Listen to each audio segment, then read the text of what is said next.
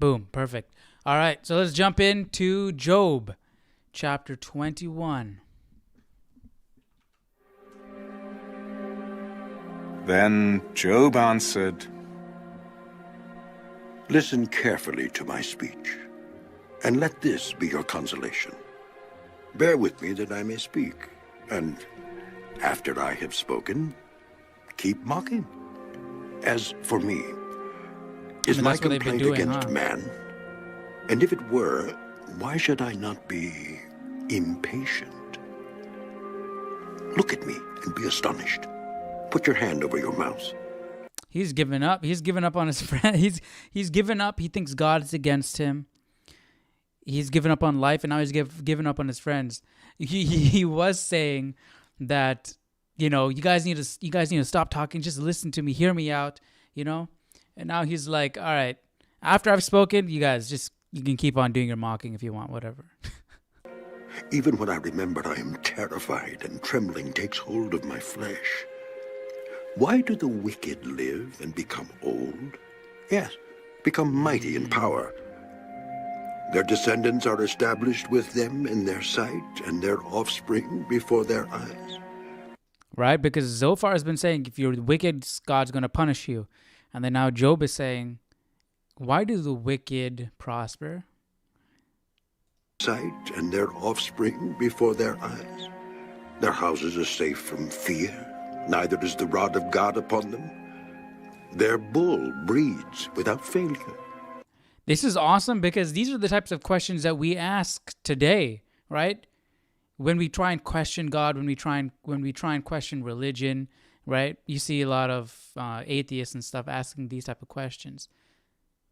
If God exists, why do the wicked prosper and the good suffer? What's going on there? This doesn't make any sense. Their cow calves without miscarriage.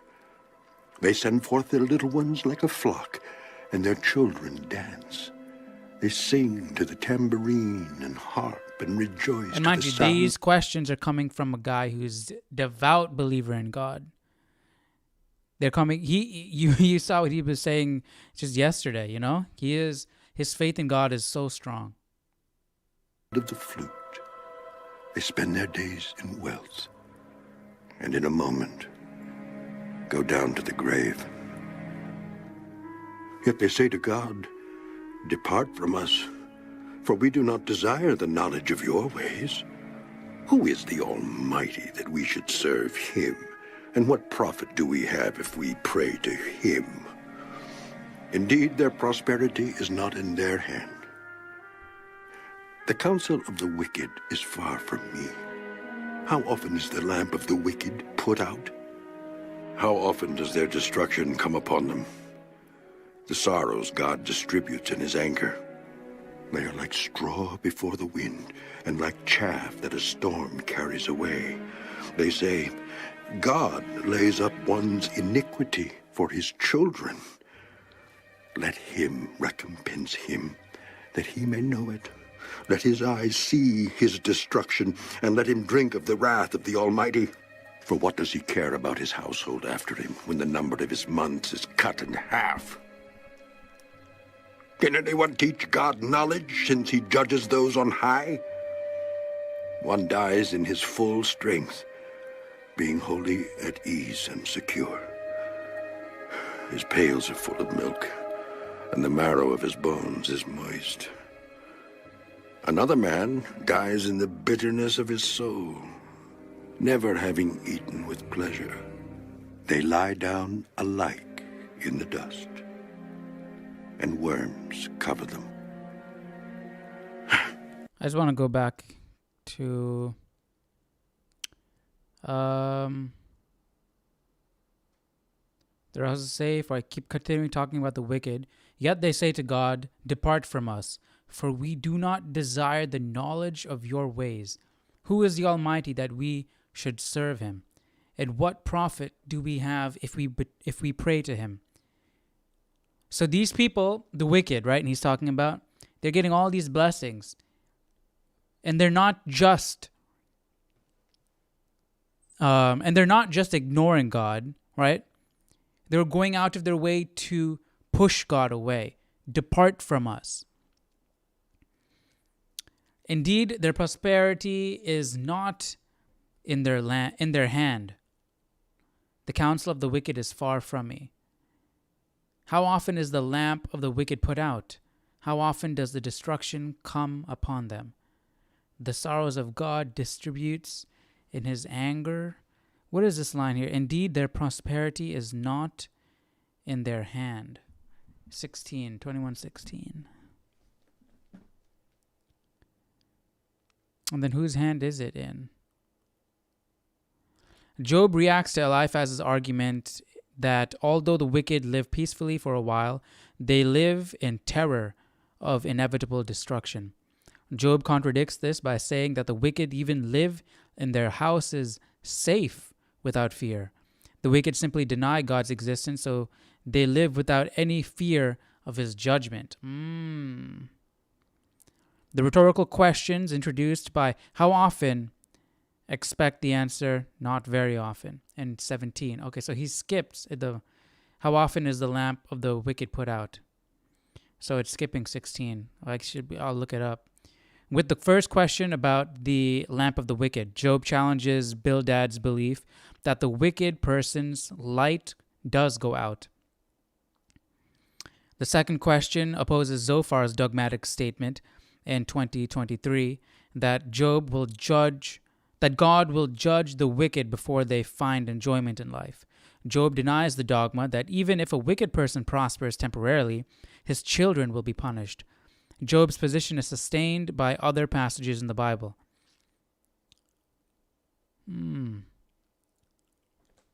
Let's look this up. Job 21:16.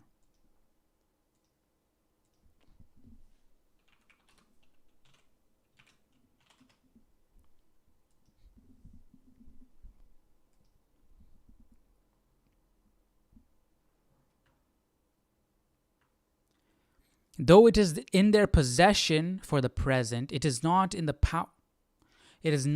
power of their hands to keep it, nor to carry it with them when they die. God that gave it can take it away if he pleases. See, that's what I was confused about. Indeed, their prosperity is not in their hand. Then whose hand is it in? It's in God's? Then why is God giving it to them if they're wicked, if they're pushing God away? Why is God giving it to them? I don't get that. If it's not in their hand, then it's in whose hand? It's in God's. And if it's in God's, why is God giving it to them? Here's what I think. It might not even be in God's hand, right? In one of the, I forgot which one, but one of those God's Not Dead movies, there's this guy who has everything, right? He's rich and all this stuff, and his mother had dementia, and he goes to visit her in the hospital, and his mother says, I think it was his mother who said it, something to the effect that the devil keeps the wicked comfortable, or the sinful comfortable in sin, because if you're living in comfort and you're sinning, you're not going to move. You're not going to change, right? It's like if you're in a padded cell and you got TV and everything, if you have all the stuff that you want, you're not going to want to escape, right? If you're living in sin and you have if the devil is giving you everything you want, right? Why would you leave? It's going to be hard to leave. Right, so in that way, I think that's what it's. I think it's more the lines of, you're trapped in this wickedness because of comfort, right? The comfort is the trap. Indeed, their prosperity is not in their hand. If it's in God's hand, why is God making them prosper if they're wicked people? And they're saying, "Depart from us," to God. Doesn't make any sense. Yet when the children of Israel depart from God and push God away, he makes them suffer, right? They fall. And he has to deliver them again when they come back to him. So it doesn't really make any sense, in my opinion. Let me know what you guys think. that their wicked's prosperity is in God's hand. It's more likely in their own hand or in the devil's hand. And the devil is using it as a trap to keep them ensnared, to keep them comfortable and, I don't know, just living every day, day to day. Keeping them comfortable. How often does their destruction come upon them? I know it. Let his eyes see his destruction, and let him drink of the wrath of the Almighty.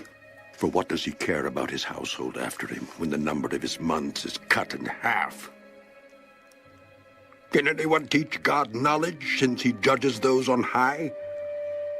One dies in his full strength, being wholly at ease and secure.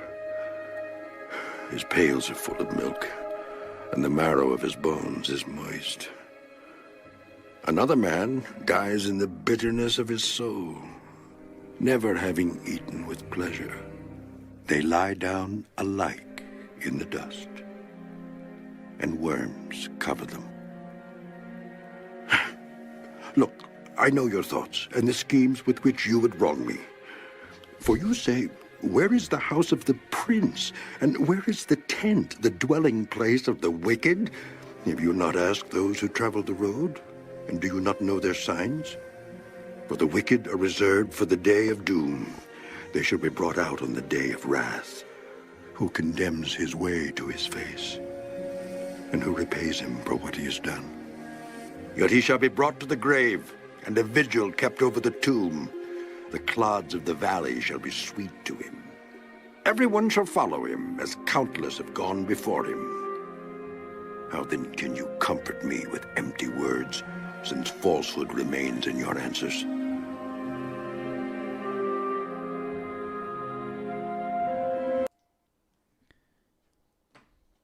I'm just going to read what my Bible's got to say about this. Job may be quoting his friend's position that the wicked are doomed. However, the Hebrew words translated reserved for, which is in 30, for the wicked are reserved for the day of doom. They shall be brought out on the day of wrath. Could also be rendered spared from, which would indicate Job's own contrary belief.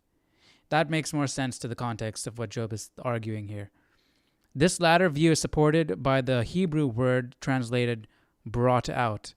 This word reappears in verse 32 in context of a wicked person being brought to the cemetery without being repaid for what he has done.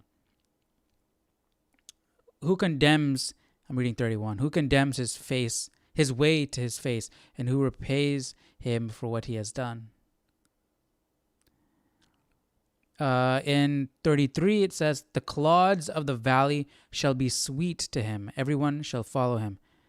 Job uses the same Hebrew word Zophar employed in arguing that evil is sweet to the wicked person, but will become bitter in his stomach. Job contradicts this by saying that things are sweet for the wicked even in the grave. The implication of Eliphaz's rhetorical question that a human being cannot put God... Okay, wait, that's in 22. All right, let's jump to 22 then.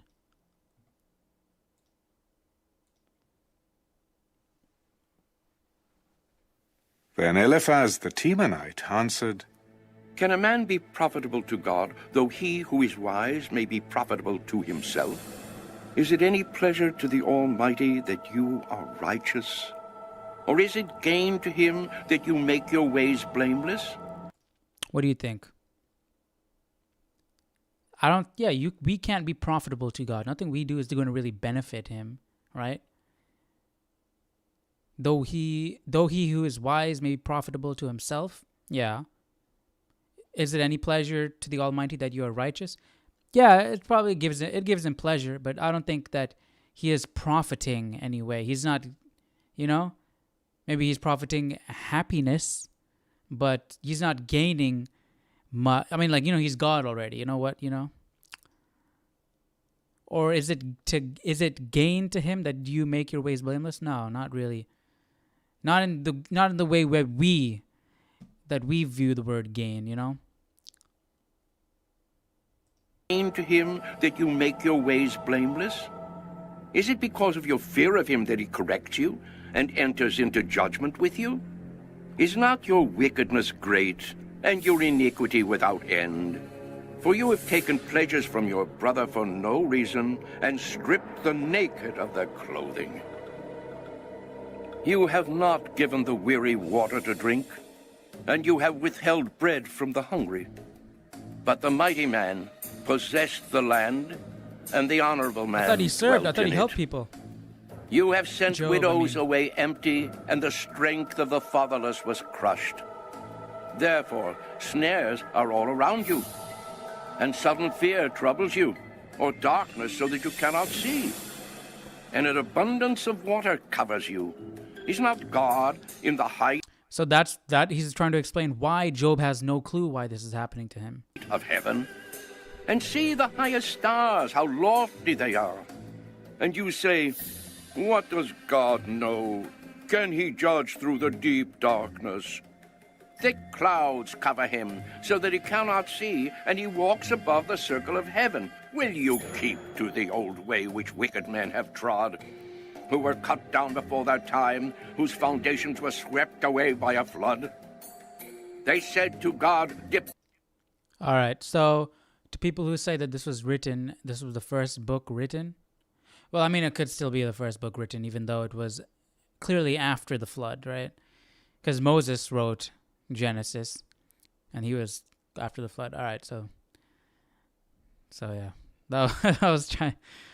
Yeah. Okay. Still, yeah. That doesn't change anything. This doesn't change anything. They said to God, depart from us. What can the Almighty do to them? Yet he filled their houses with good things, but the counsel of the wicked is far from me. The righteous see it and are glad, and the innocent laugh at them. Surely our adversaries are cut down, and the fire consumes their remnant. Now acquaint yourself with him, and be at peace. Thereby good will come to you.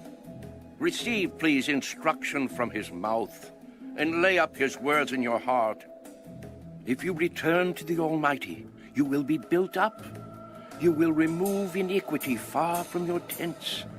Then you will lay your gold in the dust, and the gold of Ophir among the stones of the brooks. Yes, the Almighty will be your gold and your precious silver. For then you will have your delight in the Almighty, and lift up your face to God. You will make Job your knows, prayer man. He to him. knows. He will hear you, and you will pay your vows. You will also declare a thing, and it will be established for you. So light will shine on your ways. When they cast you down and you say exaltation will come, then he will save the humble person. He will even deliver one who is not innocent. Yes, he will be delivered by the purity of your hands.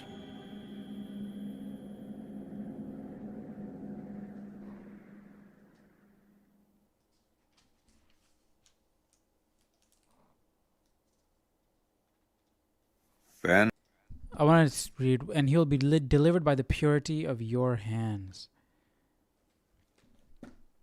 Eliphaz's prediction that God would deliver one who is not innocent through the purity of Job's hands would be fulfilled ironically through Job's prayer for the three friends. And what is Job that? answered, 42, chapter 42, 8 to 10. So we'll keep an eye out for that. Even today, my complaint is bitter. My hand is listless because of my groaning. Oh, that I knew where I might find him, that I might come to his seat. I would present my case before him and fill my mouth with arguments. I would know the words which he would answer me and understand what he would say to me. Would he contend with me in his great power? No. But he would take note of me. There the upright could reason with him, and I would be delivered forever from my judge. Look, I go forward, but he is not there, and backward, but I cannot perceive him. Yeah, he's really having a When tough he time trying works to on the wrap his left head hand, around I what's happening cannot to him. behold him. When he turns to the right hand, I cannot see him. But he knows the way that I take. When he has tested me, I shall come forth as gold. My foot is held fast to his steps.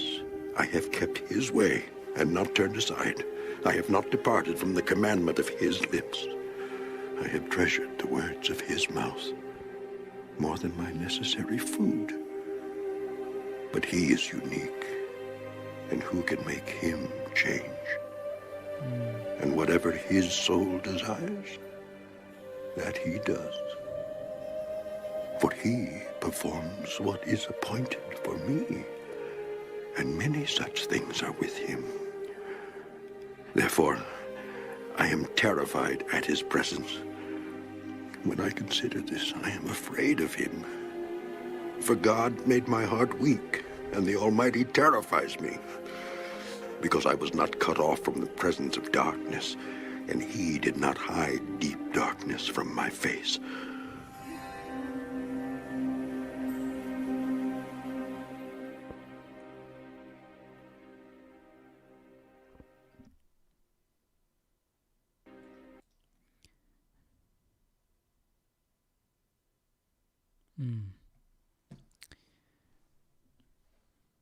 So you see what I mean? He still holds God at such a high high value. I mean, of course he's God, but even after being angry with God, saying that God is after him, that God has made an enemy of him, that God has forsaken him, he still holds God as the most important thing in his life. So regardless of how what he thinks of the situation, his faith is unshaken. God may be against him, God may find him a villain, but he still has faith in God.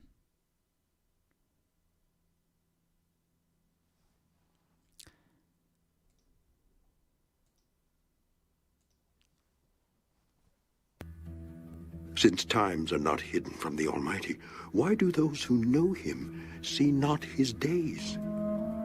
Some remove landmarks. They seize flocks violently. What does that mean? Why do those know him? Why do those who know him not see his days? Let's see what my Bible's got to say.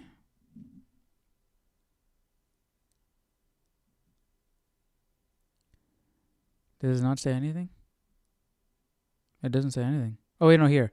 Since times are not hidden from the Almighty, might also be translated, why are not times stored up by the Almighty? The parallelism of the second line may indicate that the word times alludes to the set days for God's judgment. Let's keep reading to get more context. His days. Why do those who know him see not his days? Some remove landmarks. They seize flocks violently and feed on them. They drive away the donkey of the fatherless. They take the widow's ox as a pledge. They push the needy off the road. All the poor of the land are forced to hide. Indeed, like wild donkeys in the desert, they go out to their work searching for food. The wilderness yields food for them and for their children. They gather their fodder in the field and glean in the vineyard of the wicked. They spend the night naked without clothing and have no covering in the cold. I'm still not getting it. Since times are not hidden from the Almighty, why do those who know him see not his days?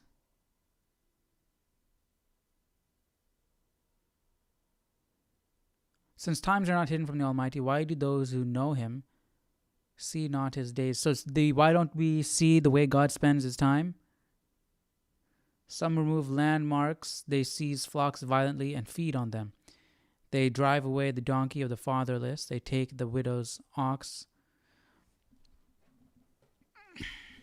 Let's see what my Bible's got to say about the rest. Removing landmarks in the ancient Middle East was tantamount to stealing land. It was a serious crime that placed a person under a divine curse. It is ironic that Job complains about God allowing people to snatch an infant from its mother's breast. Previously, he had complained that God had not taken him from his mother's breast after his own birth. Yeah, that's true.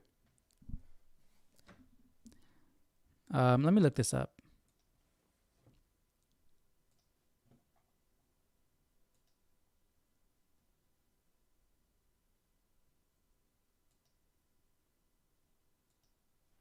Let me make another search.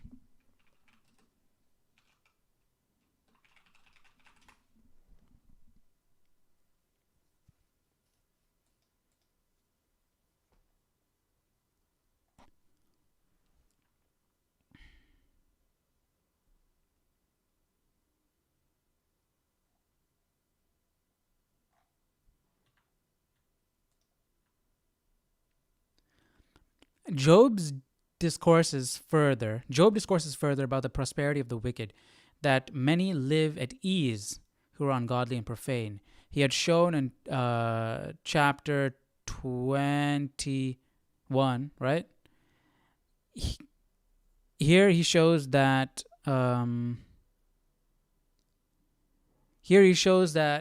many who live in open defiance of all the laws of justice succeed in wicked practices, and we do not see them reckoned with in this world.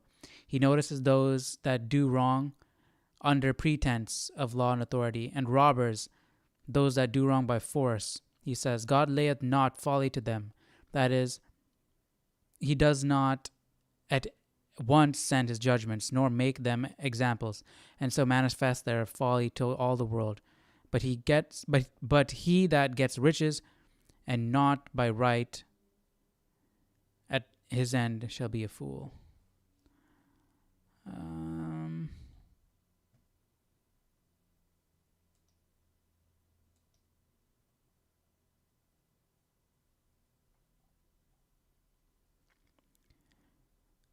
The sense of this difficult verse seems to be, since God knows and will judge everything, why are the godly kept in the dark about his ways?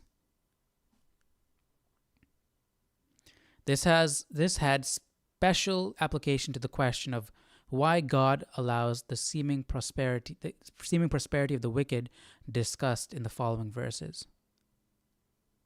Since God knows and will judge everything, why are the godly kept in the dark about his ways?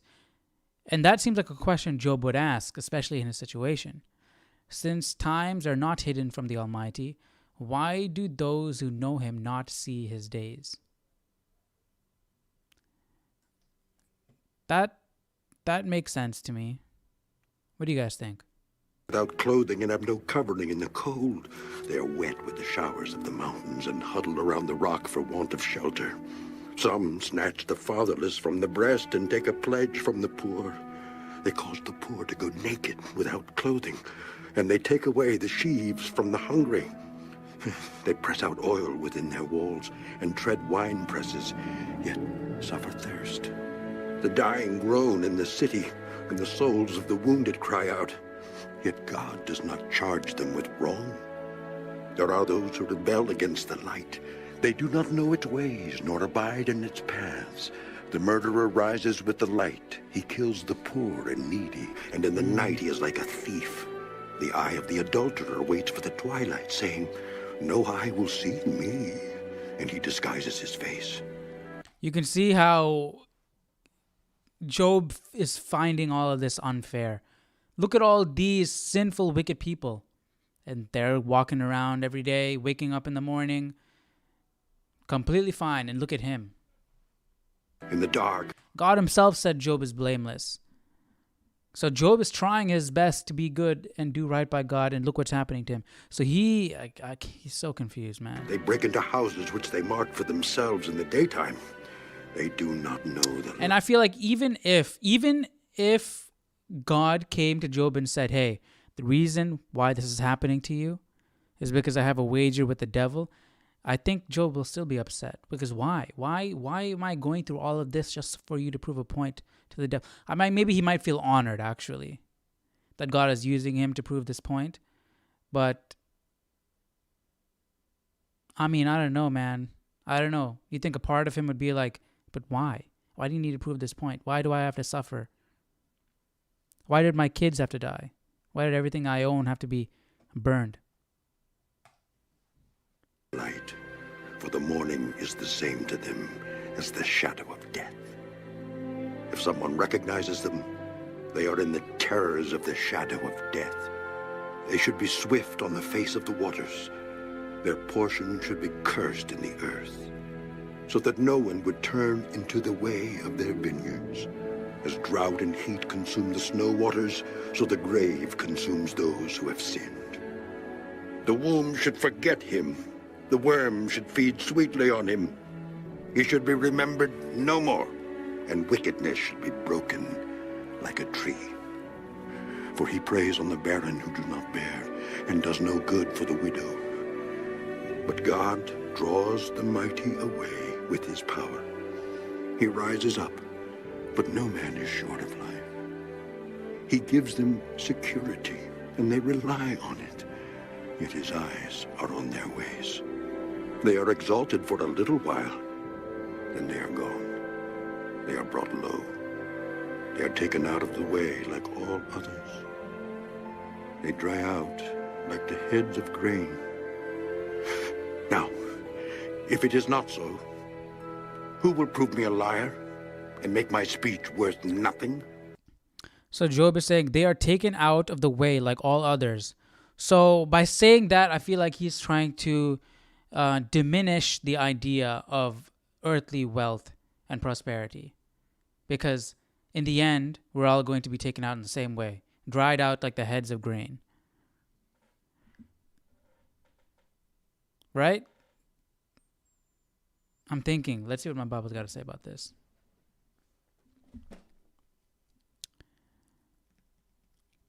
In this transition between lists of social crimes and criminal acts, Job protests against God ignoring those who cry out for help, since God was supposedly ignoring his own cries for help. Thieves would literally dig into houses by night. The walls of houses were built of mud bricks through which thieves could dig. Let's go back to 16. It's giving us some context. In the dark, they break into houses, so literally breaking, which they marked for themselves in the daytime. Okay, so they marked the house, and when they came up at night, they were like, okay, this is the house we're breaking into. They marked for themselves, may mean shut themselves up by day. How? Which they marked for themselves in the daytime? In the dark, they break into houses, which they marked for themselves in the daytime. It sounds like they're just, saying, marking the house so they know which one to break into at night. What do you mean, shut themselves up by day? I don't get that. These verses about the ultimate fate of the wicked are problematic. They sound more like the friend's words than Job's. Therefore, critics usually assign them to Zophar, who has no speech in the third cycle of dialogues, or to Bildad, whose last speech is very short. This is talking about 18 to 25 here. They should be swift on the face of the waters. Their portion should be cursed in the earth, so that no one would turn into the way of their vineyards. As drought and heat consume the snow waters, so the grave consumes those who have sinned.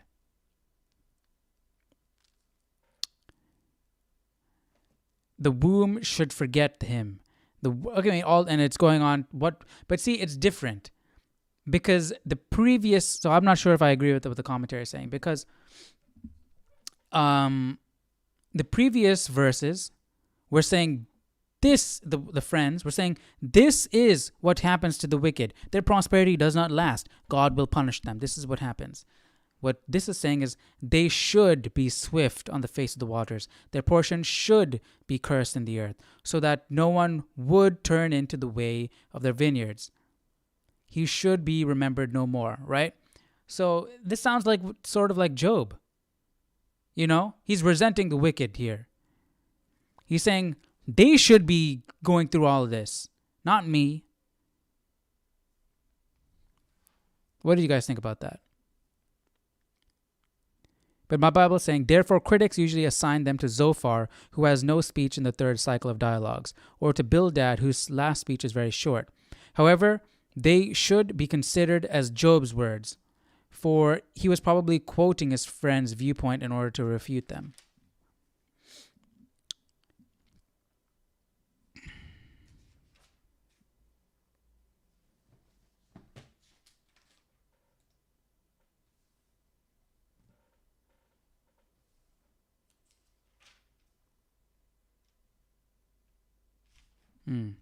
All right.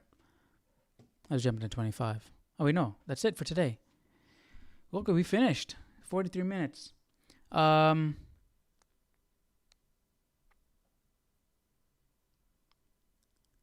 over here, it does seem like he is... this part here, they're brought... they are exalted for a little while, then they are gone. They are brought low. They are taken out of the way like all the others. This does sound like his friends. They dry out like the heads of grain. Now if it is not so, who will prove me a liar and make my speech worth nothing? Let's see if I can find some commentary on this. Oh wait, I did, right? Job 24. Let's see.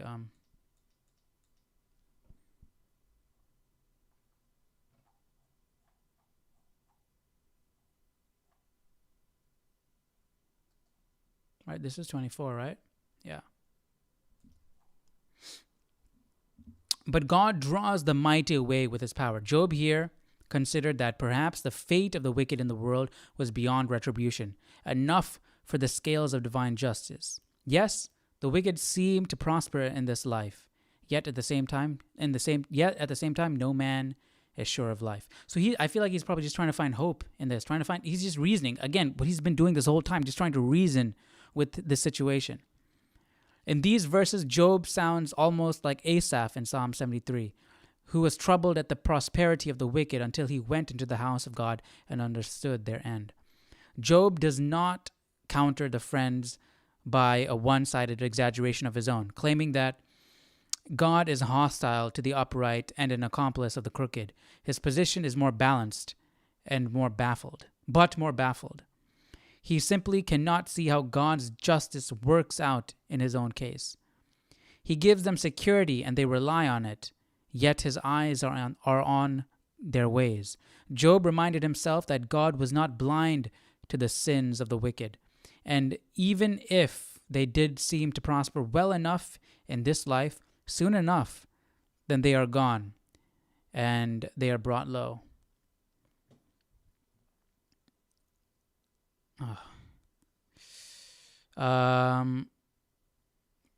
We're getting some inappropriate chats. I gotta delete them. The sense from Job is that God allows such prosperity to some of the wicked to increase their ultimate judgment. He does indeed give them security, and they rely on it, and they end up as dry heads of grain.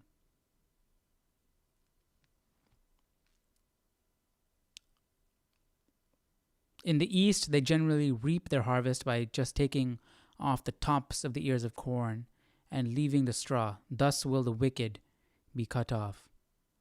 Now if it is not so, who will prove me a liar? Job challenges all men to contradict what he affirms, that the righteous may be greater sufferers and the wicked may for a while prosper, but that God will, in the end, overthrow the ungodly and establish the righteous. It seems odd for him to say that, though. That's why I was confused. If it is not so, who will prove me a liar? Well, nobody, because you're repeating what your friends are saying. Your friends were saying that. Yeah, they may prosper, but God will overthrow them. and establish the righteous. That is what your friends are saying. But you, Job, were just arguing that even into the grave, the wicked have it good, you know? So that's why I'm confused here. And that's probably why people think that this is an excerpt from one of the other friends, because it seems to be contradictory to Job's initial point and more on the lines of his friend's points. But Job might just be speaking aloud, repeating what his friends are saying, speaking aloud, because he is trying to reaffirm this position in his mind. He wants to believe this, you know? He doesn't want to believe that the wicked have it good all the way till the end. And God is just watching and not doing anything. And with the other hand, God is punishing Job for, in his mind, absolutely no reason. So he might just be struggling with this concept and just repeating it, trying to get himself to believe it. Could be. Well, I will find out more as we read more. We'll jump to chapter 5 tomorrow. I'm curious to see what Bildad's response is going to be, because that's his response in 25. So I'm curious to see what Bildad will say. But that's going to be it for today. Hope you guys enjoyed today's reading. Tomorrow, again, we'll jump into chapter 25 and continue on from there. Yeah, I'll see you guys then. Hope you guys have a great rest of your day, and I'll see you tomorrow. All right, take care. Bye-bye.